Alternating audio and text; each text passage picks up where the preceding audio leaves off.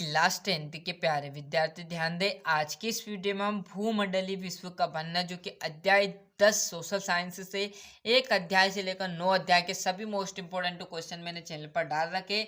नहीं देखे तो चैनल की प्लेलिस्ट में सभी अध्याय के मोस्ट इंपोर्टेंट क्वेश्चन आपको मिल जाएंगे। ये अध्याय 10 है। जो भी यहाँ पर मोस्ट इंपोर्टेंट क्वेश्चन अध्याय 10 में वो आपको मैं प्रोवाइड करा रहा हूँ, तो अच्छे से इसको भी देखते चलिएगा, है ना।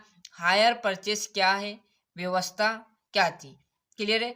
तो देखो यहाँ पर लिखा हुआ प्रिंट एंड नोट्स में क्या है। हायर परचेस एक ऐसी व्यवस्था थी जिसमें खरीदार वस्तुएं कर्ज पर खरीदते थे। क्लियर है, क्या थी। एक हायर परचेस ऐसी व्यवस्था थी जिसमें खरीदार, मतलब जैसे मैं खरीद रहा हूँ कोई वस्तु या आप खरीद रहे हो, उसे क्या करते, कर्ज पर खरीदते थे।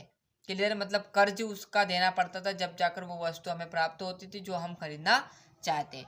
तो हायर परचेज एक ऐसी व्यवस्था थी जिसके द्वारा खरीदारों वस्तुएं कर्ज पर खरीदते थे और उनकी कीमत स्वाभाविक या मानसिक किस्तों पर चुकाई जाती थी। मतलब जैसे समूह आजकल लेता है, हम उनसे लोन ले लेते, पैसे ले लेते, फिर बाद में उनको किस्तों के रूप में भरते जाते। उसी प्रकार ये हायर परचेज की ऐसी व्यवस्था थी जिसमें हम कोई भी वस्तु खरीदना चाहते थे वो खरीद लेते थे और उनकी जो कीमत थी साप्ताहिक, मतलब सप्ते में दे देते, या उनकी मासिक मतलब महीने की किस्त बांध लेते थे कि हम महीने में आपको इतने हजार देंगे, या सप्ताह एक सप्ताह में हम इतने हजार रुपये देंगे, जब जाकर आपका पूरा जो हमने वस्तु खरीदी उसका ऋण मिल जाएगा। आज के ज़माने में आप देखोगे तो आपकी किस्त, किसी भी वस्तु पर आपने किस्त लिए, वो किस्त आप साप्ताहिक बनाओ या मानसिक, वही हायर परचेस कहलाएगा। क्लियर है।